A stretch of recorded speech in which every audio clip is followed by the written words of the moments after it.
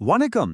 இன்னைக்கு நாம கேரோல் டுவெக்கோட ஒரு சூப்பரான புத்தகம் மைண்ட் செட்டை பத்தி தான் ஆழமா பார்க்க போறோம். இதுல இருக்கிற ஐடியாஸ் நம்ம வாழ்க்கைய பார்க்குற விதத்தையே மாத்தக்கூடிய சக்தி வாய்ந்தது. சரி, வாங்க ஒரு முக்கியமான கேள்வியிலிருந்து ஆரம்பிக்கலாம். சில பேர் ஒரு தோல்வியை பார்த்தா அப்படியே உடைஞ்சு போயிடுறாங்க. ஆனா சில பேர் அதே தோல்வியை ஒரு வாய்ப்பா பார்க்கறாங்க. இதுக்குள்ள இருக்கிற உண்மையான வித்தியாசம் என்னன்னு எப்போதாவது யோசிச்சிருக்கீங்களா? அந்த கேள்விக்கான பதில் கேரல் டுவெக்கோவோட ரிசர்ச் படி ரொம்ப சிம்பிளான ஆனா ரொம்ப ஆழமான ஒரு விஷயத்துல இருக்கு. அதுதான் நம்மளோட மைண்ட் செட், அதாவது மனநிலை. அப்போ விஷயம் என்னன்னா, டுவெக் ரெண்டு முக்கியமான மைண்ட் செட்களை பத்தி பேசுறாங்க. நம்மளோட திறமைய பத்தி நாம என்ன நினைக்கிறோங்கிற அடிப்படை நம்பிக்கையில இருந்து தான் எல்லாமே ஆரம்பிக்குது. அதுதான் நம்ம வாழ்க்கையை எப்படி பார்க்கறோம், எப்படி வாழ்றோம்னு தீர்மானிக்குது. இங்க பாருங்க, இந்த ரெண்டு பாதைகளும் எவ்வளோ வித்தியாசமா இருக்குன்னு. ஒன்னு ஃபிக்ஸ்டு மைண்ட் செட், அதாவது நிலையான மனநிலை. இது என்ன சொல்லுதுன்னா, நம்ம திறமையெல்லாம் பிறக்கும்போதே முடிவு செய்யப்பட்டுடுச்சு, அதை மாத்த முடியாதுன்னு நம்புது. இன்னொன்னு growth மைண்ட் செட், அதாவது வளர்ச்சி மனநிலை. இது என்ன சொல்லுதுன்னா, நம்ம முயற்சியால நம்ம திறமைகளை வளர்த்துக்க முடியும்னு நம்புது. சரி, வாங்க இப்போ இந்த ரெண்டு உலகத்துக்குள்ளேயும் கொஞ்சம் ஆழமா போய் பார்க்கலாம். முதல்ல இந்த ஃபிக்ஸட் மைண்ட் செட் உலகத்தை எடுத்துக்குவோம். நான் இத திறமையின் பொறின்னு சொல்லுவேன். ஏன்னு அடுத்து சொல்றேன். இந்த ஃபிக்ஸட் மைண்ட் செட் உலகத்துல நீங்க ஒரு விஷயத்துக்காக ரொம்ப கஷ்டப்பட்டா அதுக்கு அர்த்தம் உங்களுக்கு அதுல திறமையே இல்லைன்னு தான். ஏன்னா அவங்க பார்வையில உண்மையாவே திறமைசாலியா இருந்தா எல்லாமே ஈஸியா வரணும், இல்லையா?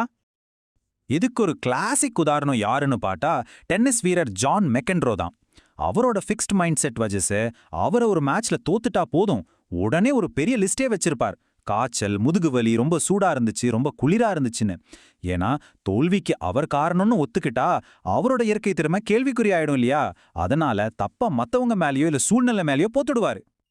இதுல தான் ஒரு பெரிய ஆபத்தே இருக்கு. இந்த மைண்ட் செட்ல ஒரு தோல்விங்கிறது, உதாரணத்துக்கு நீங்க ஆசைப்பட்ட காலேஜ்ல சீட் கிடைக்கலன்னு வச்சுக்கோங்களேன், அது அந்த ஒரு நிமிஷத்தோட முடிகிற விஷயம் இல்ல. நான் இதுக்கு லாயக்கு இல்லன்னு உங்க மேலேயே ஒரு நிரந்தர முத்திரையை குத்திடுற மாதிரி. அப்போ இதுக்கு மாற்று வழி என்ன? வாங்க இப்போ growth மைண்ட் செட், அதாவது வளர்ச்சி மனநிலையோட உலகத்துக்குள்ள போலாம். இங்க நான் தான் பெஸ்ட்னு நிரூபிக்கிறத விட நான் எப்படி பெஸ்ட் ஆகலாம்ங்கிற அந்த பயணத்துக்கு தான் முக்கியத்துவம். இந்த growth மைண்ட் செட் நாம அடிக்கடி கேள்விப்படுற பிறவி மேதைங்கிற கட்டுக்கதைய மொத்தமா உடைக்குது. அதாவது எந்த முயற்சியும் இல்லாமலேயே ஒருத்தர் ஜீனியஸ் ஆயிடலாங்கிற எண்ணத்தை இது ஏத்துக்கிறதே இல்ல. உண்மையிலே பெரிய ஆளுங்கன்னு நாம நினைக்கிறவங்களோட வாழ்க்கையை பார்த்தா ஒரு விஷயம் புரியும். அவங்களோட வெற்றிக்கு காரணம் பிறவி திறமை கிடையாது, பல வருஷ கடின உழைப்பும் அர்ப்பணிப்பு தான். மொசாட் ஆகட்டும், தாமஸ் எடிசன் ஆகட்டும், இல்ல நம்ம எல்லாருக்கும் பிடிச்ச மைக்கேல் ஜார்டன் ஆகட்டும், எல்லாருமே பலவீனங்களை சரி செய்ய கடுமையா உழைச்சவங்க தான். பிரபல தடகள வீராங்கனை ஜாக்கி ஜைனர் கெர்சி சொல்றத கேளுங்க. எனக்கு ஜெயிக்கிறதுல கிடைக்கிற சந்தோஷத்தை விட அந்த ஜெயிக்கிறதுக்கான ப்ராசஸ் இருக்குல்ல, அதுல தான் அதிக சந்தோஷம்னு சொல்றாங்க. இதுதான் growth மைண்ட் செட் இருக்கிற சாம்பியன்களோட ரகசியம். அந்த செயல்முறையை நேசிக்கிறது தான் அவங்களோட உந்து சக்தி. சரி, இதெல்லாம் விளையாட்டு, தனிப்பட்ட வாழ்க்கை இதுக்கு மட்டும்தானான்னு கேட்டா நிச்சயமா இல்ல. இந்த மைண்ட் செட் பெரிய பெரிய கம்பெனிகளோட வளர்ச்சியிலையும் வீழ்ச்சியிலையும் கூட ஒரு பெரிய பங்கு வகிக்குது. வாங்க இதுக்கு ஒரு சூப்பர் உதாரணம் பார்க்கலாம். ஒரு பக்கம் திறமை மேல ஒரு வெறிய வச்சிருந்த என்ரான் கம்பெனி, இன்னொரு பக்கம் ஜிம் காலின்ஸோட குட் டு கிரேட் புத்தகத்துல வர கம்பெனிகள். என்ரான் என்ன நம்புச்சுன்னா, சூப்பரான ஆளுங்களை வேலைக்கு எடுத்தா போதும், வெற்றி தானா வரும்னு. ஆனா இந்த குட் டு கிரேட் கம்பெனிகள் கசப்பான உண்மைகளை தைரியமா எதிர்கொள்றதுல தான் உண்மையான வெற்றி இருக்குன்னு நம்புச்சு. என்ரான் தலைவர்கள் தங்களை பெரிய மேதைகளை நினைச்சுக்கிட்டாங்க. ஆனா இங்க தலைவர்கள் ரொம்ப அடக்கமா எப்பவும் கேள்விகள் கேட்டு கத்துக்க தயாரா இருந்தாங்க. என்ரான்ல தோல்வின்னா உடனே அடுத்தவங்க மேல பழி போடுவாங்க. ஆனா இங்க தோல்வியை ஒரு பாடமா பார்த்து அதுலேருந்து கத்துக்கிட்டாங்க. இதனால என்ரான்ல ஒருத்தருக்கு ஒருத்தர் போட்டியும் பகையும் தான் இருந்துச்சு. ஆனா இந்த கம்பெனிகள்ல டீம் ஒர்க்கும் நேர்மையான விவாதமும் தொடர்ச்சியான முன்னேற்றமும் தான் கலாச்சாரமா இருந்துச்சு. முடிவு என்ன ஆச்சு? என்ரானோட அந்த ஃபிக்ஸ்ட் மைண்ட் செட், அதாவது நாங்க தான் பெஸ்ட்டுங்கிற அந்த ஆணவம் அவங்க செஞ்ச பெரிய பெரிய தவறுகளை மறைக்க வச்சது. கடைசியில வரலாறு கண்ட மிகப்பெரிய கம்பெனி வீழ்ச்சிகள்ல ஒண்ணு அது மாறிடுச்சு. அப்போ இந்த மைண்ட் செட்டுக்கு இவ்வளவு சக்தி இருக்குன்னா, நாம எப்படி நம்மள ஒரு growth மைண்ட் செட்டுக்கு மாத்திக்கிறது? நிச்சயமா முடியும். இது நாம எடுக்க வேண்டிய ஒரு முடிவு தான். டுவெக் இதுக்கு ஒரு சிம்பிளான 3 ஸ்டெப் சொல்றாங்க.